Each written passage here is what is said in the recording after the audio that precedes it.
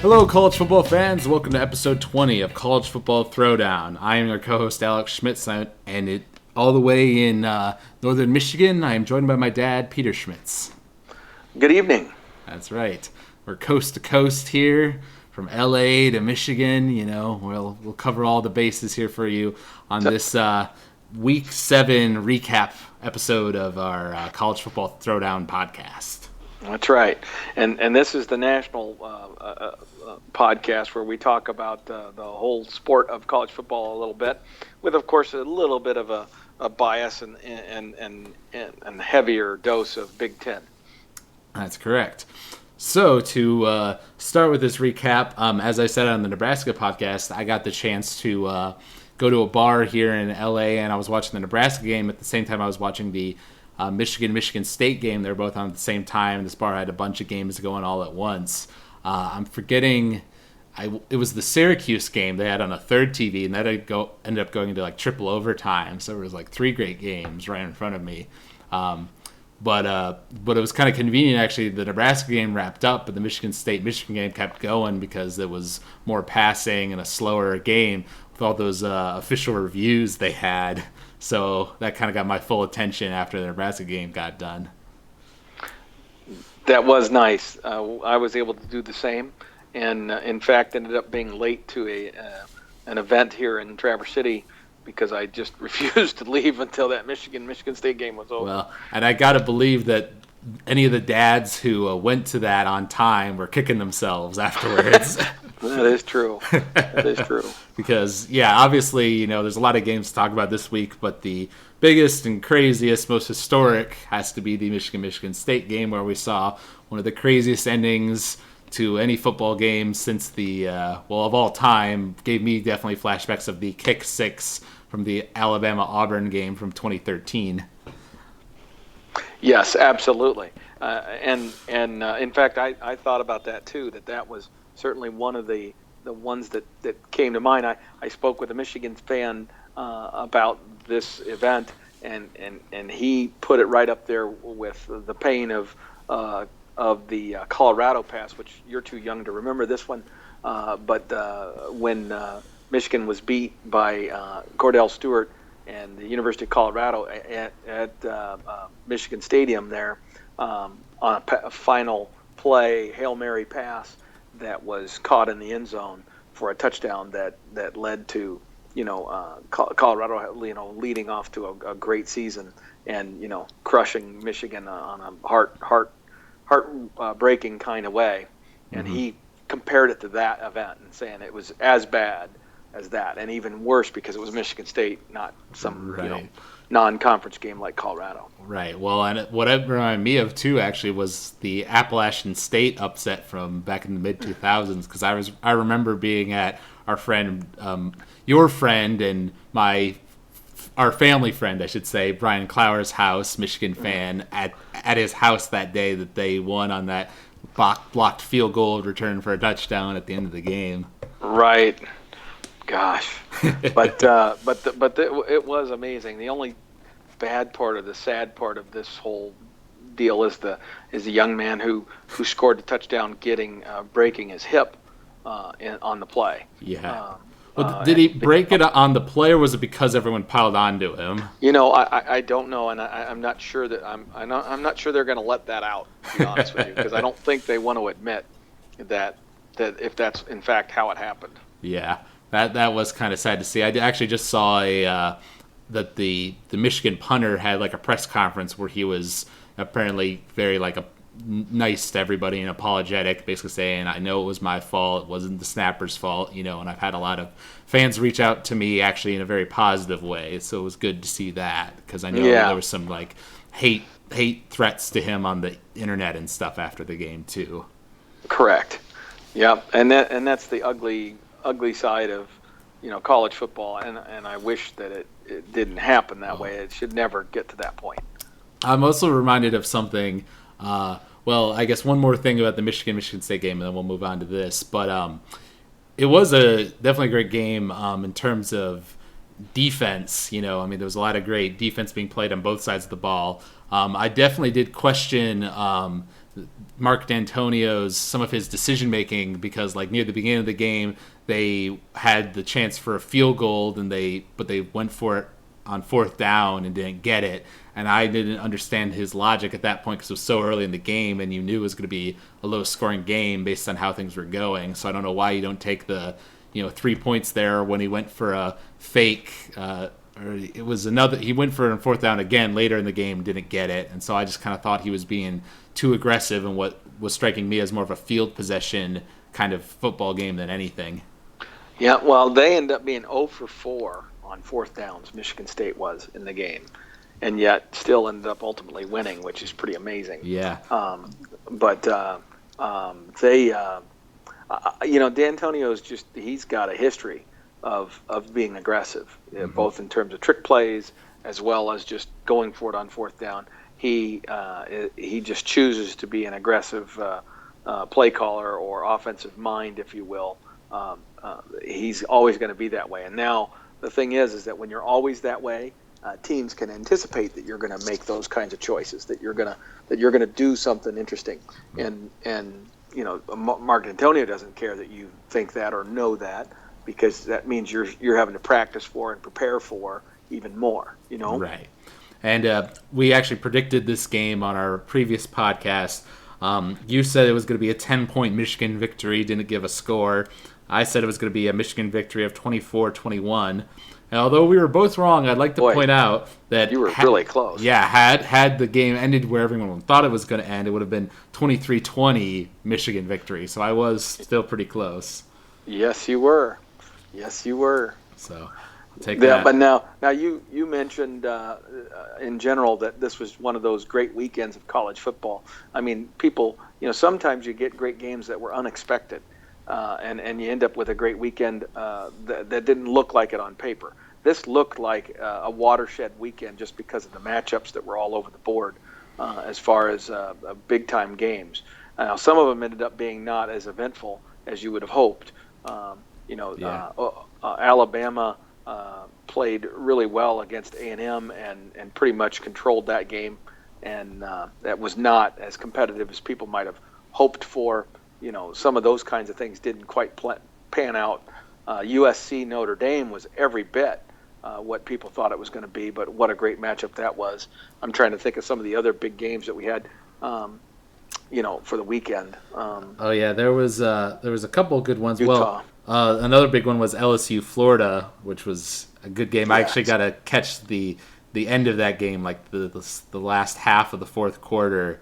And so I got to see Les Miles' trick play that gave them their last touchdown. Basically, that was cool to see.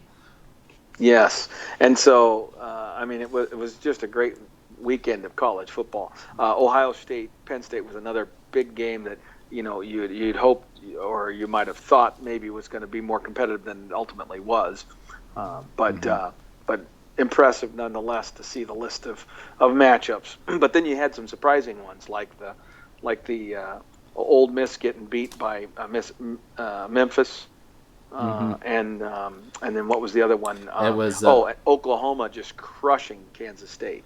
Well, and there was another big one. Utah State beat Boise State 52-26. Yes. Yeah. Unexpected. Yeah. What division is Memphis in? Because I remember hearing that they're on like some sort of like 13-game winning streak or something like that. They're Division I. I mean, they're the same as okay. Power 5, but they are in the other 5. They are not one of the Power 5 conferences. They're in the American Athletic Conference, the AAU. Gotcha. Yeah, I mean, it seems like because now that victory jumped them up to like 18th in the polls or something like that. Yep. Well, and rightfully so. I mean, it's about time they start getting some attention. They're undefeated, and now they've got a big win on their resume. And that quarterback, boy, if you watch that game or even the highlights of that game, it's pretty clear that their quarterback is the real deal, and he can zip that ball, boy. Yeah. Actually, I wanted to. You deserve some congratulations here, Dad. We predicted the LSU Florida game. I thought it was going to be a 49-35 game. And you predicted the correct score, LSU winning 35-28, as it turns out. All right. Good stuff. Yeah, I also 49-35, I should say. My score was with an LSU victory, so we're both thinking in that direction. The bit of news that popped in my head that I remembered, I'd kind of forgotten about because it was early in last week. But I'm gonna mess up his name. The big head coach who quit last week. What was his? You're talking about Steve Spurrier. Steve Spurrier. Yes. Yes.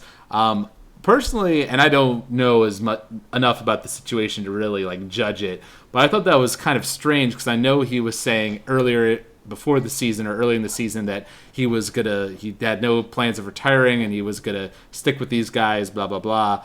But then he starts getting some more heat and they lose a couple games and he kind of bails out a little bit in the middle of their season. I was a little put off by that myself.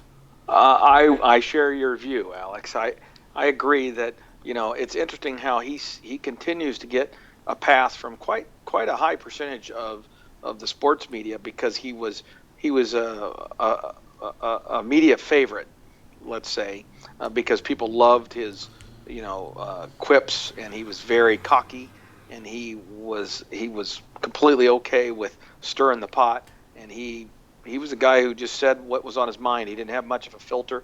He didn't always do the typical, what would you call it? The typical coach speak, right? He would say things that other coaches would never dare say, right? Mm-hmm. Right. So, anyway, that's the thing that made him kind of a fan favorite, or not a fan favorite, but a media favorite. And so when this happened, how you described it, I think, is the way I viewed it too. I think the guy quit on his team. Unless he has a medical circumstance that won't allow him to continue, what he did is not consistent with what you demand of your team, and through all those years of being a coach and stuff. And it's particularly odd given the fact that, like you said, he called that special press conference right after SEC Media Days was over because he was irritated that so many people were asking him questions about the potential impending retirement, and he was frustrated that there were so few or so many people that were talking about that, and he said that's why it's affecting my recruiting. So he was kind of angry about the recruiting, and so apparently that was so on his mind that seems to have played into this decision, that he was like, okay, it's clear that with me struggling again that it's going to hurt our recruiting because we're going to get negative recruited so badly about that, Yeah. And so he just bailed. And it's like he fulfilled the prophecy, Yeah. Personally, it's fine for him. I think the correct decision might have been to he could have announced his retirement maybe and said I'm going to retire at the end of this season, and then on the one hand that could negatively affect recruiting and the players' motivation and stuff, but on the other hand it could have the opposite effect of giving the players this motivation to play hard for coach one last time, and it would give the impression that he was sticking by his team through this season, not bailing midway through. Exactly. I'm 100% on board with that, and I would believe that he deserves criticism for how he handled that departure. Mm-hmm. And he didn't call it a retirement. He just said he's resigning. So he has every intention, I believe, of entertaining offers that might come his way to coach again. I think he just concluded that he wasn't going to be able to have success at South Carolina, and that he believed South Carolina could do better with someone other than him. And that's easy to say at that point when you're when you have the financial wherewithal that you could step away at any time that you wanted. So, and then he went on ESPN radio and talked about, well, I'm going to go golfing. I just thought it was disingenuous. Yeah. All right. So get off that news sidetrack. An interesting game that I remember, I was watching the scroll during the Nebraska game, and I saw it and I was a little bit intrigued, was that Iowa State, I should say, put up 21 points against TCU in the first quarter. Looked like they were going to make that a game, and then they didn't score any points throughout the rest of it. What do you make of that situation? I think it was just a situation where TCU had some mistakes early, that Iowa State was able to take advantage of. Iowa State had some game plan elements in that initially, were effective against TCU, but once they adjusted to those things, there was nothing else. Mm-hmm. There was nothing else. Right. So. Yeah, some other big games that we were talking about in the previous week preview. UCLA Stanford, a big game in the Pac-12. Stanford ended up winning that one relatively comfortably, 56-35. Yes. And, UCLA is in a situation where they have lost so many players to injury and such. It's been pretty difficult for them this year. They just weren't able to what do I want to say, overcome it. Right. And then another one is Baylor beat West Virginia 62-38. Seems like there's a lot of hype for Baylor right now. Like people are pretty certain they're going to be the Big 12 team representing them in the top 4 this year. I think so. I mean, somebody's going to need to beat them. Their problem is going to be the same problem that they had last year. Their non-conference season was so uneventful, and they just didn't play anybody. And so now they're counting on the Big 12 having enough successful teams that they're going to get credit as they flow through there. The problem is that right now you look at the Big 12 and you say, okay, who's good in the Big 12? Well, certainly TCU is, Baylor is, and you think Oklahoma is, but Oklahoma has also shown themselves to be very much an up and down type of team, even though they've got a good record. And so then Texas is also in that mix. How good are they? Right. Or how bad are they? I don't know. You could ask either way. So, but KSU clearly appears to be down. Iowa State and Kansas are 2 of the worst teams probably in all of the Power 5 leagues. Mm-hmm. And so as a conference, there's just I don't know if Baylor's going to have enough of a resume, even as an undefeated conference champion, to necessarily get into that top 5 or top 4 rather. If you have an undefeated Ohio State and a 1-loss Alabama, let's say out of the SEC, and then a undefeated Utah or a 1-loss Stanford team out west. When it comes down to it, when you're choosing between Ohio State, Stanford, or Baylor as the team, Alabama, if they win the SEC, they're in.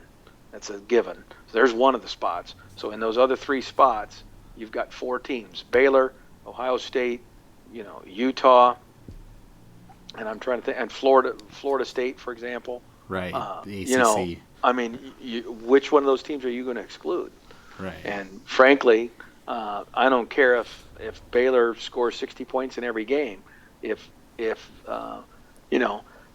they don't have a dominant victory, if they score 60 points but give up 55 against TCU, that's a problem.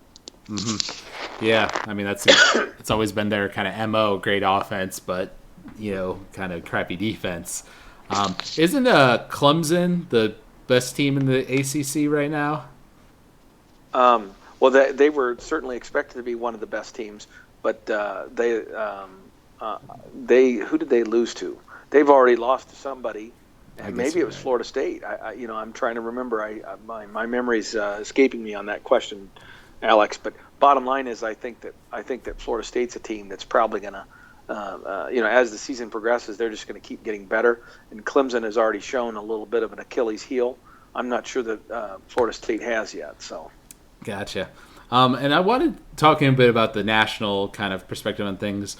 What is your kind of thoughts on Ohio State now that it seems like they're kind of getting their offense under them a little bit, getting a little bit more confident, having JT Barrett be the starter? Because Ohio State's kind of this. Even though they're undefeated and they're the number 1 team, but they've definitely have struggled. They haven't shown themselves to be like this undefeatable team. They've had these close calls. So where do you think they stand in terms of the their place in the season right now? Right. Well, I would agree with you that they haven't played like the best team in America, but I think they still have the athletes and the overall system and experience to do that. So I believe that now that they've finally gotten smart and put the right guy at quarterback, that you're going to begin to see some consistency and performance offensively, because JT Barrett is going to play most of the snaps at quarterback. I think you're going to see that team get really, really good, and their defense will just take another step up. So they're going to start building towards those games at the end of the year where they played Michigan State and then Michigan in those last couple of weeks. Mm-hmm. Yeah, I mean, that's going to be the deciding stretch for them for sure. Absolutely. All right. And to answer our earlier question, actually, it looks like both Florida State and Clemson are undefeated right now. They have not played each other. They play each other later in the year. Okay, and they're both undefeated. So Yes. Clemson, that's right. So Clemson beat Notre Dame, but it was a close game. There was a close victory against Notre Dame, and there was a close victory against Louisville too. That's their two kind of closest shaves so far. Yeah, exactly. Right. Exactly. All right, and then talking about the upcoming week 8, it seems, as with all things, there's kind of peaks and lulls. I think last week was definitely a peak. And this next one's a little bit of a lull in terms of the, games that you would see as a marquee game. But there are still a few definitely interesting ones. Clemson, Miami is one, to go with something we just talked about. Cal, UCLA, great in-state rivalry there.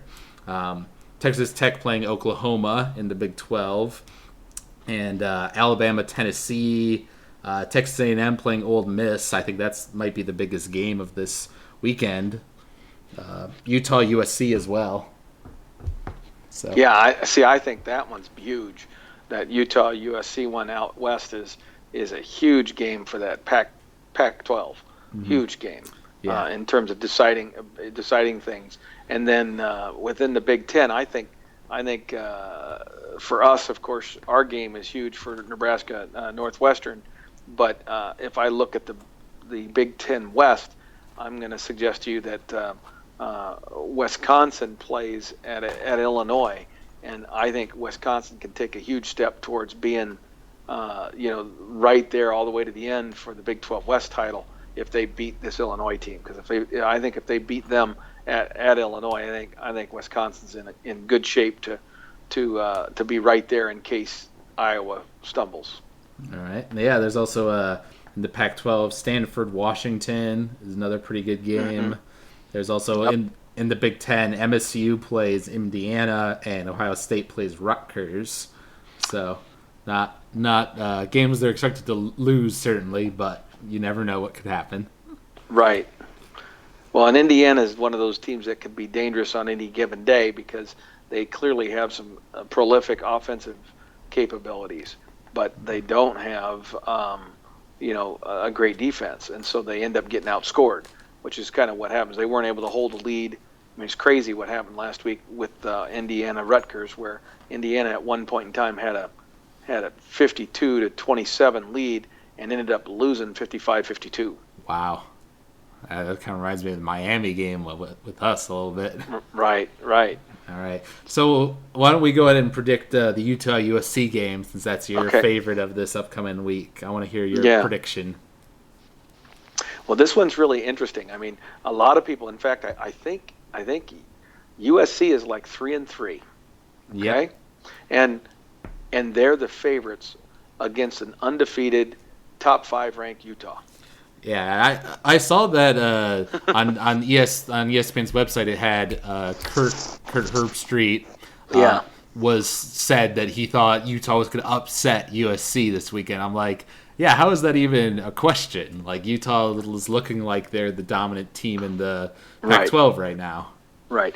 Well, and see, that's the I will call it the interpretive media bias, where the media is so enamored with what has now become almost as big as the game is the whole aspect of recruiting. And you look at the individual players that make up the USC roster and how many of them are likely to be, highly regarded draftees, in the NFL. And then you look at the Utah roster and you don't see as many of those players, and you convince yourself rather easily that USC is the better team. But the fact is, they're not. Utah's the team that's coached better and that executes better and that does all those things better. And even though USC played hard and played well against Notre Dame, Utah's the team that has been consistent and taking care of business every week. So I'm inclined to believe that in college football, that Utah teamwork aspect is gonna have more significance, right? So I would predict a Utah victory, but it won't surprise me if USC's individual talent, because again, if that individual talent chooses to show up and play hard and play collectively as a team, they are better than Utah. It's just a matter of whether or not they're going to do that on that particular game. Whereas Utah, you can pretty much count on the fact that Coach Willingham's team is going to show up and play well, no matter what. Right. So what's your score going to be in that case? Okay, since it's at USC, I think it is going to be close. And I think, again, USC is going to be playing in that backs against the wall kind of mentality. But I think at some point they crack. I think Utah's consistency, Utah's not making mistakes will lead to a point in the game where USC will crack a little bit in terms of their mental stability, mental toughness, and all of a sudden Utah will get a break that goes their way, and that's the difference in the game. So I'm going to say it's about a 10-point victory for Utah. Let's say 31-21. 31-21. All righty then. Interesting. I was just looking up USC's schedule because I'm curious that they're that how they're regarded being 3-3. But I guess looking at their losses, they had a 10-point game against Stanford and then the 10-point game against Notre Dame. I guess their toughest loss was against Washington. They lost 17-12. Right. And that Washington is probably not. Well, not probably. Washington is not one of the best teams. Mm-hmm. Yeah, for sure. But they beat Arizona. They beat Arizona State soundly, who went on that following week to beat UCLA. So it's one of those funky things, isn't it? Right. Exactly. Yeah. It is crazy. But personally, as you can probably tell by the fact that I was befuddled at the concept that USC was the favorite, even though it is in here in LA, that would actually be a great game to go to. But I have other plans this weekend. But I'm going to go ahead and predict a Utah victory. I'm going to go ahead and say I'm going to go a step beyond what you said, Dad. I think it's going to be a 21 to, let's say, 38 victory. I'm going to up yours by one touchdown, a 17-point victory for Utah. For Utah. So, that's okay. Okay, very cool. All right. Yeah, so this is... Oh, sorry. What about I'm wondering if we need to do at least one other quick prediction, and outside of the Nebraska Northwestern game. Let's do. Sorry, go ahead. No, you go ahead. All right. Well, I mean, to me, the biggest other game that weekend is Texas A&M Ole Miss in the SEC. Yes. Okay. Well, I'm gonna predict A&M is the victor there, for two reasons. Ole Miss, I think, is going to be reeling a little bit because of their loss to Memphis, and they lost one of their best players. And I don't know the details of his injury, but I expect he'll at least be lost for this week, if not for the season. I don't know the history on it, but he seemed to do something that was pretty severe. He was playing fullback or something on offense, but he's one of the best defensive linemen in the country, certainly an NFL prospect, and he was playing on offense and got hurt. Interesting. Yeah. All right, so what's your prediction then for the score, you think? I said about a 10-point. Did I say 10 points or not? No. I'm going to say A&M's going to win this pretty comfortably, actually. I'm going to suggest that A&M is going to win by 17. So let's go with that. Let's see, 40. Let's say 45 to 28 or something like that. Is that about 17 points? Yeah, that works. I honestly don't know much about either of these two teams, so I'm going to go for a little bit of a reversal. Usually, I always agree with you on these things, but I'll go ahead and say I think Ole Miss will win this game. Though close, but I'm going to say, let's say they win it 35 to 30. Let me think. It'd be 31. 35-31 Ole Miss. Yes. Awesome. Yes, we'll see. We'll see on that which one Yes. wins out there. Well, and I think what we need to do is devote some time next week, especially on our national podcast, to take kind of an assessment at this point and identify the key teams that things should start to get clear, and we're in the mode here where we're gonna start having the committee's gonna start meeting, and they're gonna start providing their top 20, and that's going to be interesting to see. Yeah, I wanted to mention that too because that does start next week, right? Mm-hmm. Next week. All right, yeah, definitely exciting time to be a college football fan for sure. Absolutely. It's crunch time here now, baby. Yeah, well, it was crazy for me. They put up like upcoming games. I think for Michigan on the Michigan State game. I think they did it, before the end of the game, obviously, but like they were predicting the Michigan's victory or something. But right. But I was like amazed that there was like only like 7 games left in the season, or is it 6 now? Yeah, well, even less than that. We're already played 7 games, so we've got 5 games left. You're right, 5. So regular season. You're right. So yeah, it seems like it was only yesterday that the season was starting. Now we only have 5 games left. Where did it all go? Exactly. Great question. But if you all out there enjoyed listening to this podcast, you can email us at huskerpete13@gmail.com. You can find us on Podomatic. We're footballthrowdown.podomatic.com. You can find us on iTunes under College Football Throwdown. You can leave us comments on the Podomatic page. Subscribe to us on iTunes. Leave us ratings and reviews there. We just like hearing feedback from the fans for sure. So thank you all out there for listening, and go Big Red. Go Big Red.